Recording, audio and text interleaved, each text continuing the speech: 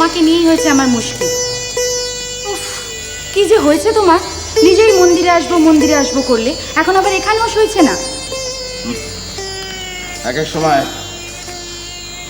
সময় আমার মনে হচ্ছে কি? না, এখন মায়ের মন্দিরে এসেও আমার মনটা ঠিক ভালো হচ্ছে না। উফ, এই তোমার এক দোষ, জানো তো, কোনো দিন কোনো কথা খোলসা করে তুমি বলবে না। কদিন ধরেই আমি লক্ষ্য করছি। সব কথা বলা যায় না ছোট।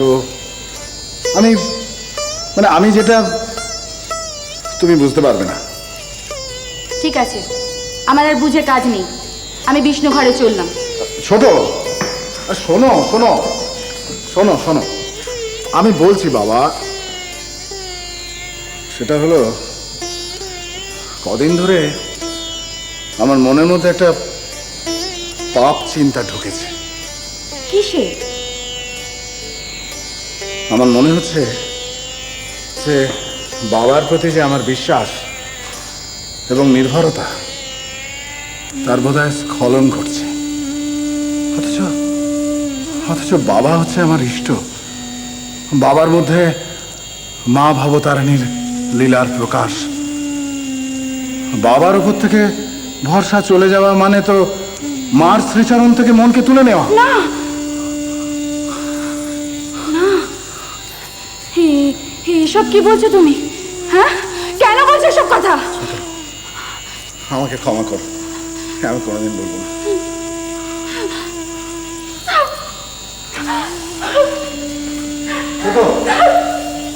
ছোট,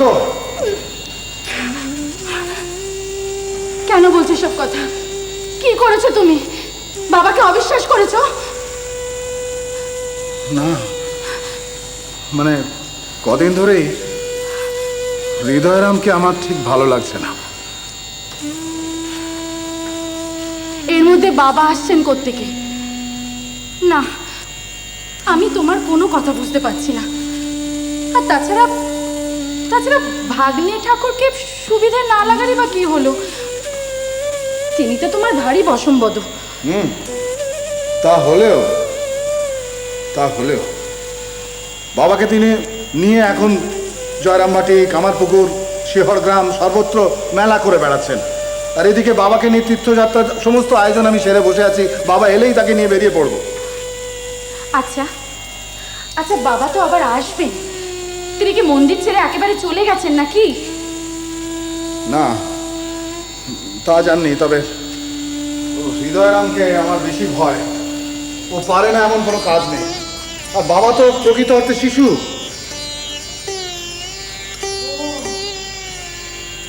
তাই তুমি ভাবছো তিনি বাবাকে সেদেশে আটকে রেখে দেবেন?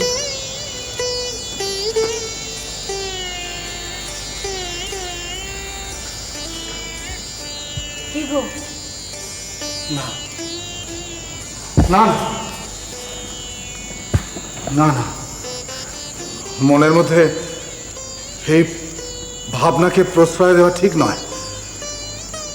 এইসব কথা ভাবা মানে তো বাবার প্রতি অনাস্থা প্রকাশ করা।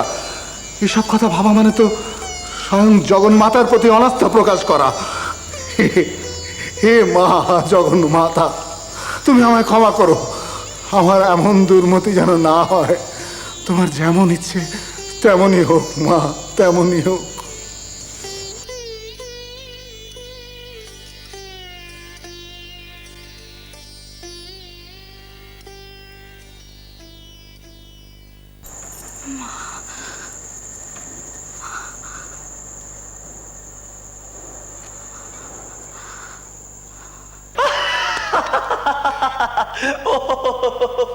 ও মা, মা গো, ও মা। সন্ধ্যের সময় তো হাসাহাসি কিসে?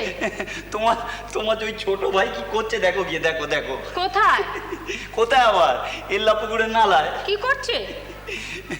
বর্ষার জল তো সব তোড়ে নামছে, এখন তিনি পুকুরমুখী বসে সব দেখাশোনা করছে। কিসে? মাছেদের ভালো মন্দ গো, মাছেদের ভালো মন্দ। তেনার সব পুষিরা আছেন না, ওই রুই, কাতলা, কই মাগুরের দল, তারা তো সব জলে ভেসে গেছিল। এখন তারা ঠিক ঠিক ঘরে ফিরছে কিনা সেই তিনি বসে দেখছেন।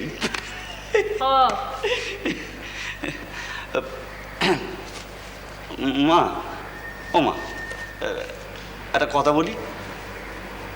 ছোট মামাকে এখান থেকে বিদায় করে দেখিনি। এই কি বলছিস? না মানে ওই তোর বড় সাহস লয়? তোর মেজদাদা যদি এটা শুনতো নাই তো চড়াই একদম গালটা লাল করে দিত। তা যা শুরু করেছেন, আমাদের তো এবার মাছ খাওয়াই বন্ধ হয়ে যাবে। কি হলো? আরে মাছ খাওয়া বন্ধ করবে কেন রে? কেন কেন? আরে ওই এল্লা পুকুরের নালায় মাছের ঝাঁক ছোট মামা নামাচ্ছে দিকে সব কথা বলছিস তো? হ্যাঁ হ্যাঁ হ্যাঁ। না রে ভাই, এসব ওই ছোট মামার ভাব রে, এসব ছোট মামার ভাব। আরে ও কি তোর আমার মতো লোক রে? না। তোর আমার মতো লোক লয় রে। আরে এই বিশ্ব চরাচরের সমস্ত জীবের মধ্যে নিজেকে খুঁজে পাচ্ছে ছোট মামা। হ্যাঁ রে, তোর আমার মতো মানুষ তো লয় ছোট মামা। এ মা, কি বলো মা? তাই তো, ভগবান যে, ভগবান তো সর্বজীবের। ওকে কি আমরা ঠিক মতো চিনতে পেরেছি?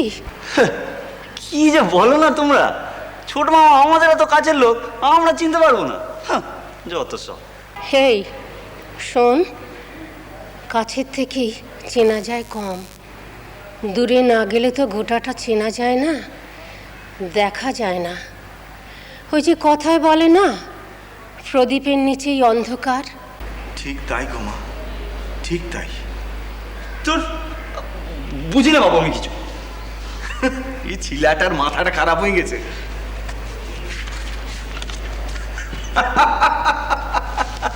দেখো চলে গেল। তোমার ছোট ছিলাটার না মাথাটা একদম খারাপ হয়ে গেছে, মাছ খেতে পাবে নাই বলে।